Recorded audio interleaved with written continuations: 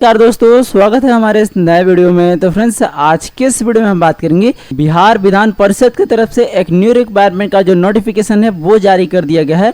तो इसमें आप फॉर्म को कैसे फिल करोगे, क्या आपका एज क्राइटेरिया होना चाहिए, क्या क्या आपका डॉक्यूमेंट लगेगा, कौन कौन से लोग इस फॉर्म के लिए एलिजिबल होंगे, तो संपूर्ण प्रोसेस मैं इस वीडियो में आपसे शेयर करने वाला हूँ। इस वीडियो में मैं आपको एक फॉर्म फिल करके ही बताऊँगा कि फॉर्म फिल करने में आपसे किसी भी प्रकार का मिस्टेक ना हो। तो वीडियो आपको लास्ट तक जरूर देखना है। वीडियो अगर आपको ज़रा सा भी हेल्पफुल लगे तो वीडियो को अपने दोस्तों में ज़रूर शेयर करिएगा। और आपने अभी तक हमारे चैनल को सब्सक्राइब नहीं किया है तो चैनल को सब्सक्राइब जरूर कर लीजिएगा। बेल आइकन को भी जरूर प्रेस करिएगा कि आने वाले हर एक वीडियो का नोटिफिकेशन आप पे सबसे पहले पहुंचे। तो फॉर्म को फिल करने के लिए आपको आ जाना है इस वेबसाइट पे। इसका लिंक मेरे वीडियो के डिस्क्रिप्शन बॉक्स में मिल जाएगा, डायरेक्ट आप यहाँ पे आ सकते हैं। जैसे आप इस वेबसाइट पे आएंगे ना, यहाँ पे आपको एक सेक्शन मिलेगा रिक्वायरमेंट का, इस पे आपको आ जाना है। जैसे आप इस पे आएंगे तो रिक्वायरमेंट अचीवमेंट का एक ऑप्शन मिलेगा, इस पे आपको क्लिक करना है। जैसे आप इस वाले ऑप्शन पे क्लिक करेंगे, थोड़ा सा आपको वेट करना होगा। आपके सामने कुछ इस तरह का पेज खुल करके आ जाएगा। अब देखिए, फॉर्म को फिल करने से पहले ना आप इसके नोटिफिकेशन को एक बार से जरूर से रीड आउट कर लेंगे। तो देखिए, विज्ञापन संख्या आपको यहाँ पे देखने को मिल जाएगा कि 25/9/2025 के डेट में इस विज्ञापन संख्या को निकाला गया है। और यहाँ पे चालक एवं कार्यपालक परिचारी के रिक्त पदों पर सीधी भर्ती हेतु आवेदन स्टार्ट किया गया है। तो नोटिफिकेशन को रीड आउट करने के लिए इसी वाले ऑप्शन पे आपको क्लिक करना है। तो आपके सामने कुछ इस तरह का इसका जो ऑफिशियल नोटिफिकेशन होगा वो खुल करके आ जाएगा। कर लेते हैं इसके डेट्स के बारे में। तो देखिए, इस आवेदन को जो प्रारंभ किया गया है ना 29/9/2025 के संध्या 5 बजे से आप इस फॉर्म के लिए एलिजिबल हो जाते हैं। मतलब ये फॉर्म आप फिलअप कर सकते हैं, ठीक है। तो लास्ट डेट रखा गया है 20/10/2025 तक रात के 12 बजे तक आप इसमें फॉर्म को फिल कर सकते हैं। कौन कौन से पद पे इस वैकेंसी को निकाला गया है, तो देखिए पद का नाम आपको यहाँ पे देखने को मिल जाएगा कि चालक यानी ड्राइवर के पदों पे वैकेंसी को निकाला गया है और कार्यालय परिचारी के पदों पे वैकेंसी को निकाला गया है। सैलरी का लेवल आप यहाँ पे देख सकते हैं, कितने लेवल की आपको सैलरी मिलने वाली है। अब किस कास्ट में कितनी सीटें निकाली गई हैं वो सारी चीज़ आप यहाँ पे देख सकते हैं। टोटल पदों की बात कर लें तो शानदार 24 पदों पर इस वैकेंसी को निकाला गया है। अब इस फॉर्म को ऑनलाइन फिलअप करने के लिए आपकी जो एलिजिबिलिटी होगी ना, मतलब एजुकेशनल क्वालिफिकेशन, वो चीज़ आपको यहाँ पे देखने को मिल जाएगा कि अगर आप चालक के फॉर्म को फिल करते हैं, जो शैक्षणिक योग्यता आपसे मांगा गया है मैट्रिक पास, साथ में आपको हिंदी एवं अंग्रेजी दोनों भाषाओं में कार साधन का ज्ञान होना चाहिए। साथ ही साथ आपके पास ड्राइविंग लाइसेंस होना चाहिए और साइकिल चलाने की क्षमता आपके पास होना चाहिए, ठीक है। आप कार्यालय परिचारी में अगर आप फॉर्म को फिल करते हैं तो आपके पास मैट्रिक की योग्यता होनी चाहिए। साथ ही साथ आपको हिंदी या इंग्लिश भाषाओं में कार्य साधन का ज्ञान होना चाहिए और साइकिल चलाने की क्षमता आपके पास होना चाहिए, ठीक है। आरक्षण की बात करें तो देखिए, यहाँ पे आपको आरक्षण दे दिया गया है। इस फॉर्म को फिल करने के लिए क्या क्या आपका डॉक्यूमेंट लगेगा, जाति प्रमाण पत्र जो आपका लगेगा ना, जैसे कि कोई फीमेल फॉर्म को फिल करते हैं जो कि अविवाहित हैं या तो फिर वो विवाहित हैं, तो उनका जो जाति प्रमाण पत्र निर्गत होगा वो पिता के पते से ही निर्गत होना चाहिए, तभी आप इसमें तभी आपका ये जो कास्ट सर्टिफिकेट होगा ना वो मान्य होगा, ठीक है। और जो अस्थायी या मूल निवास प्रमाण पत्र आप बनाएंगे, जैसे कि आप विवाहित महिला हैं तो आप अपने पति के पते से बना सकते हैं। अगर आप अविवाहित महिला हैं तो आप अपने पिता के पते से बना सकते हैं, ठीक है। जो आप ऑनलाइन आवेदन करोगे उसमें जो आपको प्रमाण पत्र लगेगा, जैसे कि आपका एक कास्ट सर्टिफिकेट हो गया, एक रेसिडेंस सर्टिफिकेट आपका लगने वाला है। और अगर ओबीसी कैटेगरी जैसे कि बीसी या ईबीसी कैटेगरी से आप बिलोंग करते हैं तो आपके पास क्रीमी लेयर प्रमाण पत्र होना चाहिए, जो कि अगर अविवाहित महिला है या तो फिर विवाहित महिला है तो उनके पिता के पते से ये निर्गत होना चाहिए, ठीक है। बात कर लें उम्र सीमा की, तो न्यूनतम उम्र सीमा जो इसमें रखा गया है ना 1/1/2025 तक न्यूनतम उम्र सीमा आपका 18 वर्ष हो जाना चाहिए। और अधिकतम उम्र सीमा इसमें मांगा गया 37 वर्ष। अनारक्षित महिला एवं पिछड़ा वर्ग एवं अत्यंत पिछड़ा वर्ग के पुरुष एवं महिलाओं के लिए 40 वर्ष रखा गया है।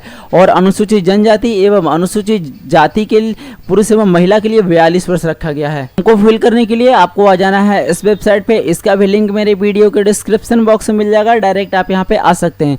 यहाँ पे आने के बाद अगर आपने रजिस्ट्रेशन पहले कर लिया है तो आप अपना रजिस्ट्रेशन नंबर यहाँ पे फिल करेंगे। जो आपको पासवर्ड मिला वो आपको यहाँ पे फिल करना है और लॉगिन वाले ऑप्शन पे क्लिक करके आप लॉगिन करके फॉर्म को फिल कर सकते हैं। और अगर आप न्यू कैंडिडेट हैं और न्यू रजिस्ट्रेशन करना चाहते हैं तो यहाँ पे आपको एक ऑप्शन मिल जाता है न्यू रजिस्ट्रेशन का, इस वाले ऑप्शन पे आपको क्लिक करना है। तो आपके सामने कुछ इस तरह का इंटरफेस खुल करके आ जाएगा। अब यहीं से आपका फॉर्म स्टार्ट होता है। तो सबसे पहले ना आपको पोस्ट चूज करना है कि आप ना किस पोस्ट के लिए एलिजिबल हैं और किस पोस्ट पे आप फॉर्म को फिल करना चाहते हैं। तो यहाँ पे आपको सेलेक्ट का ऑप्शन मिलेगा, इस वाले ऑप्शन पे आपको क्लिक करना है। अगर आपके पास ड्राइविंग लाइसेंस है तो आप चालक वाले पद को चूज़ कर सकते हैं, और अगर आप ऑफिस अटेंडेंट में फॉर्म को फिल करना चाहते हैं तो आप ऑफिस अटेंडेंट वाले ऑप्शन को चूज़ करेंगे। ये चीज़ आप अपने अकॉर्डिंग देख लेंगे, ठीक है। उसके बाद कैंडिडेट का फुल नेम आपको इस वाले कॉलम में फिलअप करना है, जो कि 10th के मार्कशीट के अकॉर्डिंग ही आपको करना है। जितना भी डिटेल आप फिलअप करेंगे वो 10th के मार्कशीट के अकॉर्डिंग ही आपको फिल करना है। यहाँ पे सेम नेम को आपको कंफर्म करना है, मतलब कैंडिडेट की नेम को ही दोबारा से आपको कंफर्म करना है। यहाँ पे आपको फादर ने फिलअप करना है, यहाँ पे आपको मदर ने फिलअप करना है। उसके बाद यहाँ पे आपसे पूछा जाएगा कि are you domicile of Bihar. तो अगर आप बिहार के रहने वाले हैं तो आपको यस पे क्लिक करना होगा, और अगर आप बिहार के रहने वाले नहीं हैं सिंपली आपको नो पे क्लिक करेंगे तो आपको जनरल कैटेगरी देखने को मिल जाएगा।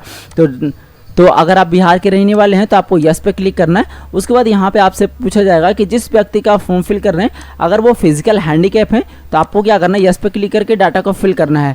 और अगर आप फिजिकल हैंडीकैप नहीं है, मतलब अगर आप विकलांग नहीं है, सिंपली इस पे क्लिक करेंगे और वापस से आपको नो को चूज़ कर लेना है, सारा कॉलम बंद हो जाएगा। उसके बाद आपको कैटेगरी चूज़ करने का ऑप्शन मिल जाता है, सिंपली यहाँ पे क्लिक करेंगे और आप जिस भी कैटेगरी से आते हैं जैसे general, SC, ST, EBC, BC या EWS, आप अपनी कैटेगरी को यहाँ से चूज़ कर लेंगे। जैसे आप कैटेगरी को चूज़ कर लोगे ना, यहाँ पे आपका कास्ट सर्टिफिकेट फिलअप करने को ऑप्शन देखने को मिल जाएगा। यहाँ पे आप उसका इशू डेट फिलअप करेंगे। इशू डेट को फिल करने के लिए यहाँ पे आपको एक कॉलम मिल जाता है, इस पे आपको क्लिक करना है, कैलेंडर खुल करके आ जाएगा। आप जब भी आपका जिस भी ईयर में आपका कास्ट सर्टिफिकेट निर्गत हुआ हो आप अपने ईयर को चूज़ कर लेंगे। उसके बाद आप अपने मंथ को चूज़ करेंगे, उसके बाद आप अपने डेट को चूज़ करेंगे। आपका कास्ट सर्टिफिकेट का इशू डेट यहाँ पे फिलअप हो जाएगा। इशू अथॉरिटी आपको यहाँ पे बताना है कि आपका जो कास्ट सर्टिफिकेट इशू हुआ ना वो किस स्तर से इशू हुआ, जैसे कि ब्लॉक से हुआ या SDO लेवल से हुआ या तो फिर DM लेवल से हुआ, आप अपने अकॉर्डिंग यहाँ पे फिल करेंगे। उसके बाद जेंडर आपको यहाँ पे बताना है कि आप मेल का फॉर्म फिल कर रहे हैं या फीमेल का फॉर्म फिल कर रहे हैं। उसके बाद यहाँ पे आपसे पूछा गया है कि ये गवर्नमेंट एम्प्लॉय, तो अगर आप गवर्नमेंट एम्प्लॉय होंगे तो यहाँ पे क्लिक करेंगे और यस वाले ऑप्शन को चूज करेंगे। तो यहाँ पे आपसे ये बोला जाएगा कि आपके पास ना NOC होना चाहिए, ठीक है। और अगर आप गवर्नमेंट एम्प्लॉय नहीं है सिंपली आपको इस पे क्लिक करना है वापस से, और आपको नो को चूज कर लेना है। उसके बाद अगर आप एक्स सर्विसमैन है तो आपको क्या करना है, यस को चूज कर लेना है, नहीं तो आपको नो पे क्लिक कर देना है। उसके बाद यहाँ पे आपको डेट ऑफ बर्थ फिल करना है। उसके लिए आपको इस वाले कॉलम पे क्लिक करेंगे, आपका जो है ना कैलेंडर खुल करके आ जाएगा। सबसे पहले आप अपने ईयर को चूज कर लेंगे, जो भी आपका ईयर होगा। उसके बाद आप अपने मंथ को चूज करेंगे। उसके बाद आपको अपना डे को चूज कर लेना है। इस प्रकार से आपका डेट ऑफ बर्थ के अकॉर्डिंग आपका एज निकल के यहाँ पे आ जाएगा। यहाँ पे आपको एक मोबाइल नंबर फिल करना है, सेम मोबाइल नंबर को यहाँ पे आपको कंफर्म करेंगे। यहाँ पे आपको अपना एक ईमेल आईडी फिलअप करना है, सेम ईमेल आईडी को यहाँ पे आपको कंफर्म करना है। उसके बाद यहाँ पे आपसे पूछा जाएगा कि working knowledge in Hindi and English. तो अगर आपको हिंदी एंड इंग्लिश का नॉलेज होगा तो आपको क्या करना है, यस पे क्लिक करना है। और जैसे आप नो पे क्लिक करते हो तो आप इस फॉर्म के लिए एलिजिबल नहीं रहोगे, जैसे कि इस नोटिफिकेशन में मैंने अभी आपको बताया, ठीक है। तो आपको यस को ही चूज करना है। उसके बाद यहाँ पे आपसे पूछा जाएगा कि डू यू नो साइकिलिंग। तो अगर आपको साइकिल चलाना आता होगा तो आपको क्या करना है, यस पे क्लिक करना है। उसके बाद अगर आपके पास NCC का सर्टिफिकेट है तो आपको यस पे क्लिक करना है, नहीं तो आपको नो पे क्लिक कर देना है। यहाँ पे आपसे ये पूछा गया कि क्या आपके पास वो एलिजिबिलिटी है जो इस फॉर्म में मांगा गया है। तो अगर आपके पास एलिजिबिलिटी होगी, मतलब अगर आप ऑफिस अटेंडेंट में फॉर्म को फिल कर रहे हैं तो आपके पास ना 10th का मार्कशीट होना जरूरी है। और अगर आप चालक में मतलब ड्राइवर में फॉर्म को फिल कर रहे हैं तो आपके पास ड्राइविंग लाइसेंस होना जरूरी है। तो अगर आपके पास है तो आपको क्या करना है, यस पे क्लिक कर देना, ठीक है। उसके बाद इस डिक्लेरेशन को चेक मार्क करेंगे और सबमिट वाले ऑप्शन पे आपको क्लिक करना है। तो आपके सामने ना कुछ इस प्रकार का पॉपअप खुल करके आ जाएगा। यहाँ पे आपको पूरा डिटेल शो करेगा जो अभी आपने रजिस्ट्रेशन फॉर्म में फिलअप किया। तो आप इसे एक बार सही तरीके से चेक कर लेंगे। अगर आपका कुछ मिस्टेक रहा तो आप इसे कैंसिल पे क्लिक करके दोबारा से एडिट कर सकते हैं। और अगर आपका सारी चीज़ सही रहा सिंपली आपको ओके वाले ऑप्शन पे क्लिक करना है और थोड़ा सा आपको वेट करना है। आपका जो रजिस्ट्रेशन नंबर है और ये जो पासवर्ड है आपको यहाँ पे शो करेगा। तो आप इसे एक बार से जरूर से नोट डाउन कर लेंगे, या तो फिर आपके फ़ोन पे और ईमेल पे SMS के द्वारा भी सेंड कर दिया गया है।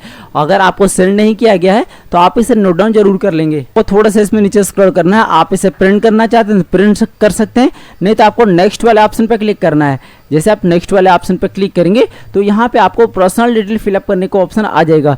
तो पर्सनल डिटेल में सबसे पहले आपको कॉन्टैक्ट डिटेल को फिलअप करना है। तो यहाँ पे आप अपना एड्रेस लाइन 1 में आप अपना विलेज का नेम फिलअप कर सकते हैं। एड्रेस लाइन 2 में आप अपना पोस्ट ऑफिस और पुलिस स्टेशन का नाम फिलअप करेंगे। उसके बाद आपसे स्टेट पूछा गया है, सिंपली यहाँ पे क्लिक करेंगे और आप जिस भी स्टेट के रहने वाले हैं आप अपना स्टेट का नाम चूज कर लेंगे। जो स्टेट आप चूज करोगे उसके अकॉर्डिंग आपका डिस्ट्रिक्ट आ जाएगा, आप अपना डिस्ट्रिक्ट का नाम चूज कर लेंगे। कंट्री आपका ऑटोमेटिक आएगा। यहाँ पे आपको एरिया पिन कोड फिलअप करना है कि आपका ना एरिया पिन कोड क्या है, ठीक है। उसके बाद आपसे परमानेंट एड्रेस पूछा गया है। तो अगर आपका जो प्रेजेंट एड्रेस है और वो परमानेंट एड्रेस है दोनों सेम है तो यहाँ पे आपको एक चेकबॉक्स मिलेगा, इस पे आपको क्लिक करना है, ये ऑटोमेटिकली फिलअप हो जाएगा। और अगर आपका डिफरेंट है तो इसे आप चेक मार्क नहीं करेंगे, इसे आप दोबारा से फिलअप कर लेंगे। कैंडिडेट पर्सनल डिटेल आपसे यहाँ पे पूछा गया है। तो यहाँ पे आपको मटेरियल स्टेटस बताना है, सिंपली यहाँ पे क्लिक करेंगे और आप जिस व्यक्ति का फॉर्म फिल कर रहे हैं वो मैरिड है या अनमैरिड है, आप अपने अकॉर्डिंग यहाँ पे चूज कर लेंगे। यहाँ पे फोटो आइडेंटिफिकेशन प्रूफ आपसे पूछा गया है, तो आपके पास ना कौन सा जो है ना फोटो आइडेंटिफिकेशन प्रूफ है। तो जैसे कि driving licence, PAN card, passport, Aadhaar card, voter ID card, या तो फिर आपके पास और भी किसी प्रकार का ID हो, जैसे कि सेंट्रल गवर्नमेंट से या तो फिर स्टेट गवर्नमेंट से वो इशू हुआ हो, तो आप अपने अकॉर्डिंग यहाँ पे चूज कर लेंगे। उसके बाद यहाँ पे उसके आइडेंटिफिकेशन का नंबर आपको यहाँ पे फिल करना है। नेशनैलिटी आपको यहाँ पे ऑटोमेटिकली आएगा, तो आप इसे रहने देंगे। उसके बाद यहाँ पे visible marks of identification of the candidate पूछा गया है, तो आपके बॉडी पे कहीं पे काटा छाटा का निशान है तो वो आप यहाँ पे फिल करेंगे, या तो फिर तिल का निशान है तो आप यहाँ पे फिल करेंगे। उसके बाद एडिशनल डिटेल आपको यहाँ पे फिल करना है। तो जिस व्यक्ति का फॉर्म फिल करने, अगर उन पे कोई क्रिमिनल केसेस है तो आपको क्या करना है, यस पे क्लिक करके डाटा को फिल करेंगे, नहीं तो आपको नो पे क्लिक कर देना है, सारा कॉलम बंद हो जाएगा। जिस व्यक्ति का फॉर्म फिल कर रहे हैं अगर उन पे कोई FIR दर्ज है तो आपको यस पे क्लिक करना है, नहीं तो आपको यहाँ पे क्लिक करके नो को चूज कर लेना है, ये कॉलम बंद हो जाएगा। उसके बाद आपको नेक्स्ट वाले ऑप्शन पे क्लिक करना है, तो आपके सामने एजुकेशनल डिटेल फिलअप करने का ऑप्शन आ जाएगा। ये सिर्फ 10th पे है, तो आपको 10th का डिटेल यहाँ पे फिल करना है। आपने पोस्ट में ड्राइवर चूज किया होगा तो आपको ड्राइविंग लाइसेंस फिलअप करने का ऑप्शन आएगा। तो नेम ऑफ द स्कूल आपको सबसे पहले बताना है कि आपने जो 10th पास किया है ना वो किस स्कूल से किया है। उसके बाद आपको बोर्ड का नेम यहाँ पे फिल करना है कि आपने ना 10th जो किया है वो किस बोर्ड से पास किया है। उसके बाद आपको पासिंग ईयर यहाँ पे फिल करना है कि आपने ना किस ईयर में 10th को क्वालिफाई किया। उसके बाद आपके सामने स्कीम ऑफ मार्किंग का ऑप्शन शो करेगा, सिंपली यहाँ पे क्लिक करेंगे। अब आपके मार्कशीट में ना परसेंटेज है या CGP है, आप अपने अकॉर्डिंग यहाँ पे चूज करेंगे। जैसे आप चूज करोगे ना, परसेंटेज चूज करोगे तो ऑप्टेंट फिलअप करने का ऑप्शन आ जाएगा, ऑप्टेंट मार्क्स। और अगर आप CGPA चूज करते हो तो आप CGPA का ऑप्टेंट मार्क्स यहाँ पे फिलअप करने का ऑप्शन आ जाएगा। ठीक, तो जैसे कि मैंने परसेंटेज को चूज किया तो मैं ऑप्टेंट यहाँ पे फिलअप करता हूँ। जितना भी आपका 10th में मार्क्स आया है ना वो आप यहाँ पे फिल करेंगे। यहाँ पे आपको मैक्सिमम मार्क्स फिलअप करना है ना कि आपका ना 10th में कितने का एग्जाम हुआ। ठीक है, जैसे आप यहाँ पे फिल कर लोगे डायरेक्टली आपको कहीं पे भी साइड में क्लिक करना है, परसेंटेज आपका ऑटोमेटिकली निकल करके आ जाएगा। उसके बाद डिवीजन आपको यहाँ पे बताना है, सिंपली यहाँ पे क्लिक करेंगे। आप फर्स्ट होंगे तो 1 को चूज करेंगे, सेकंड होंगे तो 2 को चूज करेंगे और थर्ड होंगे तो 3 को चूज करेंगे। आप अपने अकॉर्डिंग चूज करेंगे। उसके बाद आपको नेक्स्ट वाला ऑप्शन पे क्लिक करना है। जैसे आप नेक्स्ट वाले ऑप्शन पे क्लिक करेंगे तो आपके सामने डॉक्यूमेंट अपलोड करने का ऑप्शन आ जाएगा। तो सबसे पहले आपको एक फोटोग्राफ्स को अपलोड करना है। तो फोटो जो आप अपलोड करोगे ना 50 KB से 100 KB के अंडर में आपको अपलोड करना है और JPG फॉर्मेट में आपको अपलोड करना है। यहाँ पे कैंडिडेट का हिंदी सिग्नेचर अपलोड करेंगे और यहाँ पे उनका इंग्लिश सिग्नेचर अपलोड करेंगे। सिग्नेचर को अपलोड करने का जो क्राइटेरिया होगा ना, जैसे 10 KB से 20 KB के अंडर में आप सिग्नेचर को अपलोड करेंगे, जो कि दोनों सिग्नेचर में लागू हो जाता है। और JPG फॉर्मेट में आपको अपलोड करना है। अपलोड करने के लिए चूज फाइल वाले ऑप्शन पे आपको क्लिक करना है। अब जहाँ पे भी आप अपना फोटो रख रखे होंगे ना वहाँ से आपको क्या करना है, इस प्रकार से सिलेक्शन करना है। सिलेक्शन करने के बाद ओपन करेंगे, को अपलोड वाले ऑप्शन पे क्लिक करना है और थोड़ा सा वेट करना है। आपका फोटो जो ना यहाँ पे अपलोड होकर के आ जाएगा।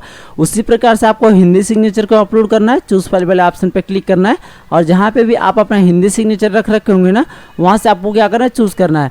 चूज करने के बाद आपको ओपन वाले ऑप्शन पे क्लिक करना है और अपलोड वाले ऑप्शन को पे क्लिक करेंगे। आपका जो हिंदी सिग्नेचर होगा वो अपलोड होकर के आ जाएगा। डॉक्यूमेंट को अपलोड करने के बाद आपको नेक्स्ट वाले ऑप्शन पे क्लिक करना है। जैसे आप नेक्स्ट वाले ऑप्शन पे क्लिक करेंगे ना तो आपके सामने आपके फॉर्म का प्रिंट प्रीव्यू शो करेगा। तो आप इस फॉर्म को बिल्कुल सही तरीके से चेक कर लेंगे कि आपके फॉर्म में कहीं मिस्टेक तो नहीं है। अगर आपके फॉर्म में कुछ मिस्टेक रहा तो यहाँ पे आपको एक एडिट का ऑप्शन मिल जाता है। इस पर क्लिक करके आप अपने फॉर्म को एडिट कर लेंगे। और अगर आपका सारी चीज़ सही रहा तो यहाँ पे आपको डिक्लेरेशन मिलेगा, इसको आपको चेक मार्क करना है और मेक पेमेंट का ऑप्शन जो है वो एक्टिवेट हो जाएगा। इस पे आपको क्लिक करना है। जैसे आप इस वाला ऑप्शन पे क्लिक करेंगे तो आपके सामने कुछ इस प्रकार का विंडो खुल करके आ जाएगा। इस डिक्लेरेशन को आपको चेक मार्क करना है। प्रोसीड वाला ऑप्शन पे आपको क्लिक करना है।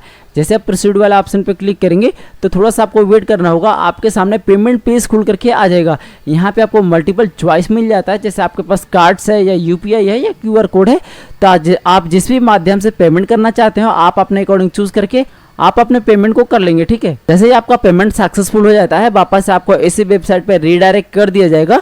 उसके बाद आपको थोड़ा सा नीचे स्क्रॉल करेंगे। जैसे आपका पेमेंट सक्सेसफुल हो जाता है ना, यहाँ पे आपको प्रिंट का ऑप्शन मिल जाता है। आप अपने फॉर्म को प्रिंट कर लेंगे। तो फ्रेंड्स, इस प्रकार से आप बिहार विधान परिषद सचिवालय में ड्राइवर और ऑफिस अटेंडेंट का फॉर्म को फिल कर सकते हैं, वो भी बिना किसी प्रकार के मिस्टेक के। तो वीडियो अगर आपको जरा सा भी हेल्पफुल लगा हो तो वीडियो को अपने दोस्तों में जरूर शेयर करिएगा।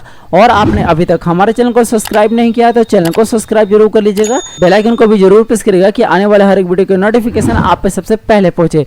तो मिलते हैं हम फिर से किसी ऐसे नया टॉपिक के साथ, तब तक के लिए धन्यवाद। देखते रहिए A to Z सॉल्यूशन। जय हिंद।